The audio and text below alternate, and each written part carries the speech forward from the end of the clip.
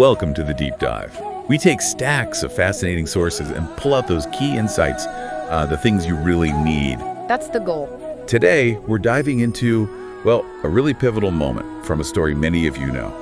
It's that huge confrontation between Krishna and his uncle, Kamsa. The tyrant uncle, yeah. Exactly. And we get some great material that walks us through it. It's more than just a story, isn't it? There are layers here about destiny, transformation. Power, absolutely. And what's really striking is Krishna himself. Right. He's not the little kid from Gokul anymore, though, the butter thief. Yeah, long gone. He's grown. The sources describe him as brave, wise, radiant, strong. It feels like a real shift, more than just getting older. It really is. It's like his divine purpose is demanding more, forcing him to step up, to face what he was born for. While back in Mathura, things are grim. Kamsa is still in charge, ruling cruelly. Oppressively. The people are terrified, just waiting, hoping for that liberation they've heard whispered about. And then it happens. Destiny arrives. It does. That moment, written long ago, it finally comes.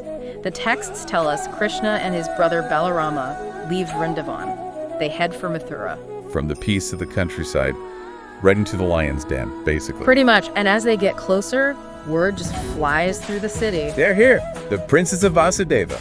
Exactly that. And you can almost taste it, can't you? The fear is still there. Kamsa's watching everything, but there's this flicker of hope suddenly spreading. Even under Kamsa's nose. But Kamsa, he's not idle. He's driven by this potent mix of, fear and rage. Predictable for a tyrant, I suppose. Totally. So he comes up with this plan. It feels almost desperate, theatrical even. What is it? He arranges this huge wrestling match right in the royal arena. A public spectacle. Yes, and he calls in his big guns, his fiercest warriors. Chanura and Mushtika. Those are the ones. Giants among men, the texts say, designed to crush Krishna. It's fascinating, though, isn't it? How that paranoia, that fear, makes rulers do things that might actually bring about their own end. That's a key insight here.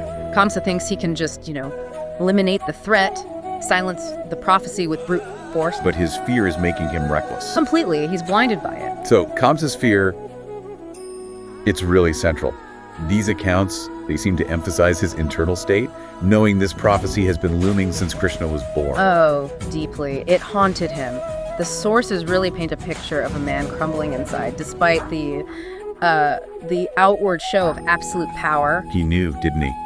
He knew Krishna was linked to his downfall. He knew, and that constant gnawing awareness, that dread, it just pushed him towards recklessness. So he's waiting, sitting up on his throne in the arena. High up, yeah. Heart pounding, you have to imagine, eyes just fixed on Krishna. It's a chilling image. Absolute power, completely trapped by its own paranoia. It shows how that kind of control is almost an illusion. It leads them to misjudge everything, especially when they're up against something like, destiny. His desperation to look dominant, even as he's terrified inside. That really sets the stage for the clash. Perfectly. The tension must have been unbearable. I can only imagine. That arena. Thousands of people watching, years of oppression weighing down on them, the prophecy hanging in the air. And then these wrestlers step forward. Huge guys. What do the sources say about that fight? Chanura and Mushtika versus Krishna and Balarama. It's described vividly. The crowd is hushed, watching. These wrestlers, Chanura and Mushtika, they charge in. They're like mountains of muscle. Trained killers. Meant to end it right there. Exactly. But what's striking is Krishna and Balarama, their composure. They weren't intimidated. Not at all. The texts emphasize their calm, their steady eyes, their grace even. It's almost surreal.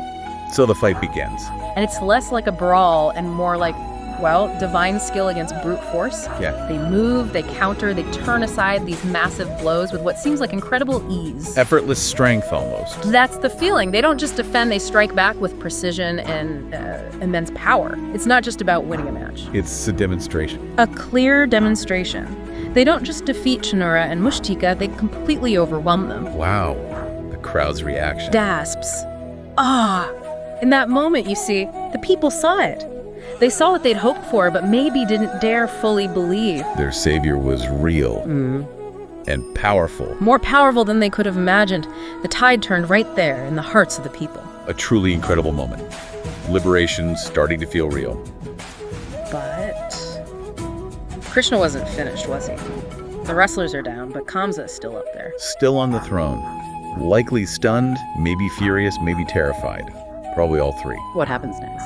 Kamsa tries to rally his guards, shouting commands, but it's just too late. The momentum has shifted entirely. And Krishna? The narrative describes him leaping up onto the dais where Kamsa sits. Straight for the king. Seizes him, pulls the tyrant down from his high seat. Kamsa must have fought back. Oh, he struggled, roared, up everything you'd expect. But the strength Krishna represents here, it's not just physical.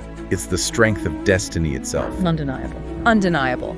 And right there, in front of everyone, Krishna ends Kamsa's reign of terror. The prophecy. Fulfilled. Completely fulfilled. Not just by defeating him physically, but by shattering that grip of fear he'd held over Mathura for so long. The psychological chains breaking along with the physical one. Precisely. The chains of fear, they just snapped that day. You see the people of Mathura who'd been bowed down by cruelty for years. Suddenly standing tall. Standing free, witnessing the very thing they'd only dreamed of. It must have been overwhelming. Absolutely. The descriptions say tears turned into cheers, sorrow turned into song. They hailed Krishna, not just as the liberator, the one who defeated Kamsa, But as more. as their king, their guide, their protector.